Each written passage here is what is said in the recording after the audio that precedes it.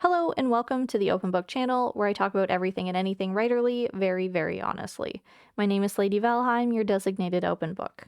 I'm a self-published writer as well as a freelancer offering publishing-related services from book covers to beta reading, and because of that, I just made a website. In my last video, I talked about the pros and cons of Google Domains and why I chose it as my web building platform over other better-known competitors like Squarespace or Wix. If you're interested in watching that video too, it'll be linked in the card above this one. In this video, however, I wanted to talk candidly about the process I went through making a website and what people don't talk about when they're making theirs, which generally boils down to three things: time, competence, and money. So let's start with talking about time. It takes a long time to build a website from scratch. And I don't mean from scratch in that I got into the nitty-gritty and had to code anything, but using Google Domains, I started with a blank page drag and drop canvas. I didn't have a template, and I didn't think that I needed one. Using another platform's template, honestly, I probably would have spent just as much time tweaking a pre-made template than if I didn't have one at all. So it's not really a hindsight is 2020 moment, it's just the plain fact of the matter. Bringing a website together takes a lot of time. I was working on it and coming up with new things to add or how to add them every day for weeks. And I'm bringing this up because I feel like the whole culture and discourse around website hosting platforms and their services is really dishonest in that regard. The whole marketing tactic of website hosts is always how quick and easy it is to make your own website, and that's a load of bull.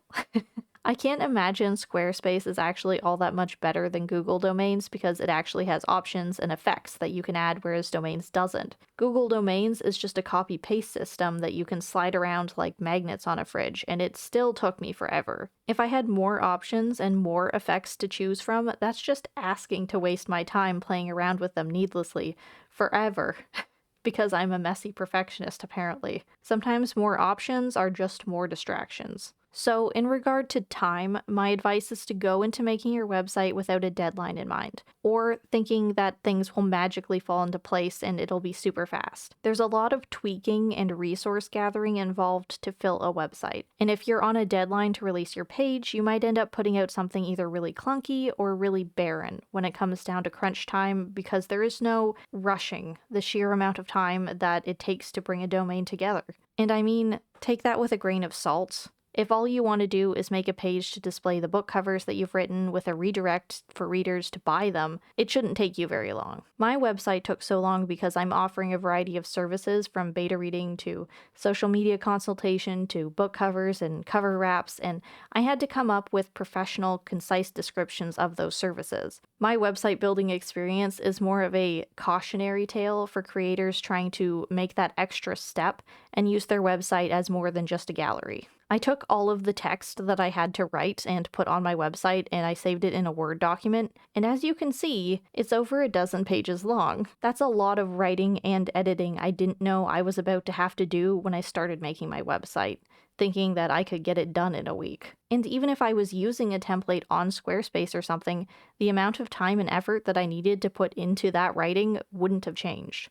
It's just a lot. Another tip I have is to save your metadata for your website on Word documents or just somewhere. It'll save you a lot of time later on if you want to pitch something in an email or you just want to send your bio around to different places. It's a lot easier to copy-paste it out of a document and tweak it than to have to rewrite it every time. And if you save your info in a doc, you won't have to keep going back to your website to grab it. And your information will be safe in case, your website ever becomes inaccessible for any reason. Next, and what heavily ties into the matter of the time that it takes to make a website, is competence. The task of making a website that I thought would take a day or two took weeks. And maybe that was a lot to do with my indecision and the fact that I was making a showcase for my business, but you don't usually consider the aesthetics and how long they take to accumulate and incorporate on a website. If you're not competent at business writing, your informational paragraphs are going to take longer to edit. Likewise, if you don't have access to stock images, filling your website visually is going to take eons longer than expected. Sure, Squarespace and other sites offer some nice looking themes to get you started,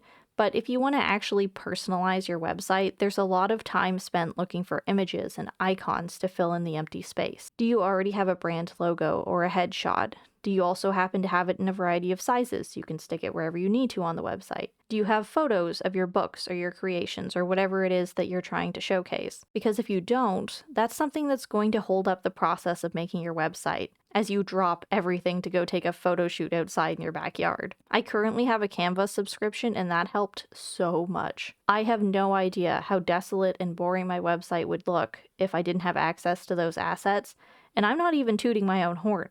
Like, my website isn't amazing, but it could be way worse. So if you've never made a website before, my advice and the best way to combat a lack of competence isn't just to throw your hands in the air and default to a template, but that things will be a lot easier for you and you'll face a lot less setbacks if you accumulate an aesthetic board before putting your website together. Write out your primary paragraphs, get some stock photos, pick your color schemes, and get your logos in order.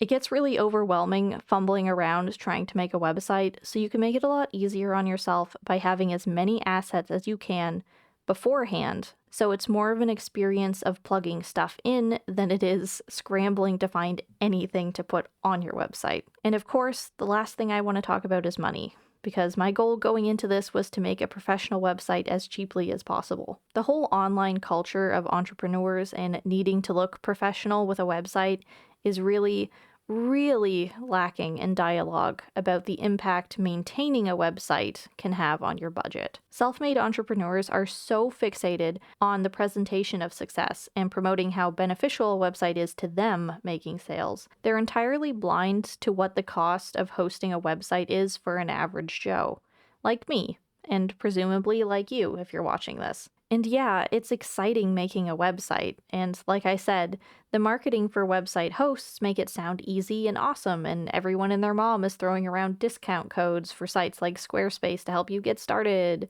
But the discounts only last so long and get you so far with so much money. So let's stay grounded and talk about reality. What happens when the discounts end, my lads? If you have enough money to drop all at once, you can get Squarespace for $16 a month. But I'm going to open my calculator and see that that adds up to $192 a year. If you don't have that much to drop immediately and have to actually go month to month, it's $23 a month, which adds up to $276 a year. And that's not including tax. So roughly $300 a year. And that's for a personal site. If you're hosting a small business or a service, you're likely to spring for the next deal up because it'll let you do e-commerce, and that's a difference of at least which will get even worse if you don't drop the whole amount all at once. But of course, creators being sponsored by sites like Squarespace aren't giving you those numbers. They're offering you $7 a month a year, or whatever it is, which is more reasonable but also doesn't last forever. When the coupon codes run out, will having a website still sound good to you when the price jumps to over double? If paying that much sounds reasonable to you, then honestly don't mind me. But as a small creator, I don't even make enough to justify dropping for a yearly plan yet to cover the cost of running a website on something like Squarespace, even if I had the discount code. And in my opinion, it's kind of a dirty practice that website services like Squarespace flood media with the perception of their ease and affordability. They give you the option to use their free tutorial for 1 week and see how it is, which is just devious, actually. What fucking good is having a website for 1 week? It's not. Obviously. They just want you to get a taste of how cool and professional your website could look, so you'll take their offer. If you think about it, it's kind of a sunk cost fallacy. You go through the trouble of trial running a website, and then you think to yourself, oh, well, I put that time and effort in.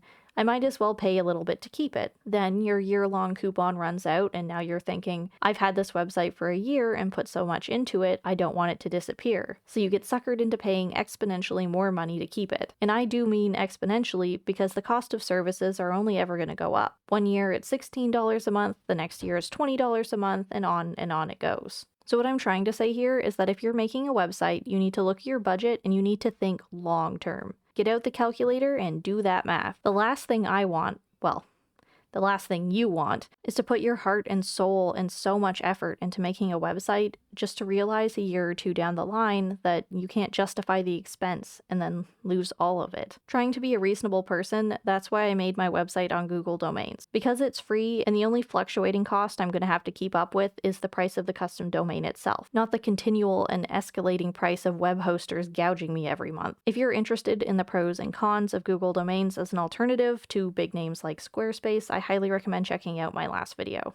If you found any of what I had to say in this video about time expectations, mitigating the level of setbacks that you'll experience from a lack of competence, and making sure that you acquire a lot of assets ahead of time, or the actual cost of maintaining a website useful, please let me know in the comments below. And tell me about your website, if you have one. Which service did you go with and why?